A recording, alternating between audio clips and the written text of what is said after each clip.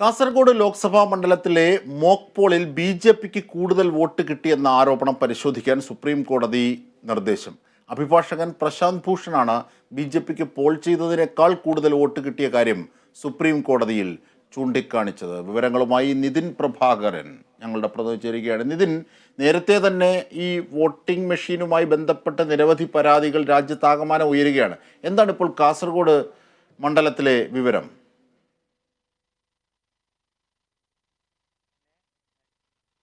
Voting മെഷീനുമായി ബന്ധപ്പെട്ട് ക്രമക്കേടുകൾ നടക്കുന്നുണ്ടെന്ന ആശങ്ക രാജ്യത്തിന്റെ പല കോണുകളിൽ നിന്നും വിവിധ രാഷ്ട്രീയ നേതൃത്വം, പ്രത്യേകിച്ച് പ്രതിപക്ഷ രാഷ്ട്രീയ നേതൃത്വങ്ങൾ തന്നെ ആരോപണം ഉന്നയിക്കുന്ന പശ്ചാത്തലത്തിലാണ് കഴിഞ്ഞ ദിവസം കാസർഗോഡ് ലോക്സഭാ മണ്ഡലത്തിലെ മോക്ക് പോളുമായി ബന്ധപ്പെട്ട ഗുരുതരമായ ക്രമക്കേടുകൾ നടന്ന വിവരം പുറത്തു വന്നിരിക്കുന്നത്. അതായത് പോൾ ചെയ്തതിനേക്കാൾ കൂടുതൽ വോട്ടുകൾ ബി.ജെ.പിക്ക് ലഭിച്ചെന്നാണ് കണ്ടെത്തിയിരിക്കുന്നത്.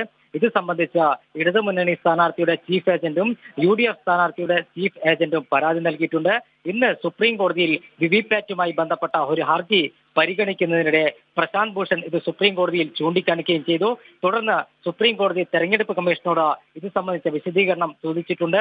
ഈ കാസർഗോഡ് മണ്ഡലത്തിൽ നടന്നത് എന്താണെന്ന് കൃത്യമായി പരിശോധിക്കാൻ തെരഞ്ഞെടുപ്പ് കമ്മീഷന് സുപ്രീം കോടതി നിർദ്ദേശവും നൽകി. എന്തായാലും ഗുരുതരമായ ക്രമക്കേട് അല്ലെങ്കിൽ കേരളത്തിൽ അല്ലെങ്കിൽ രാഷ്ട്രീയ രംഗത്തെ ലോക്സഭാ തെരഞ്ഞെടുപ്പിൽ ഏവരെയും ആശങ്കപ്പെടുത്തുന്ന ഒരു കാര്യം തന്നെയാണ് കാസർഗോഡ് ലോക്സഭാ മണ്ഡലത്തിലെ മോക്ക് പോളുമായി ബന്ധപ്പെട്ട് സംഭവിച്ചത് എന്ന കാര്യത്തിൽ തർക്കമില്ല.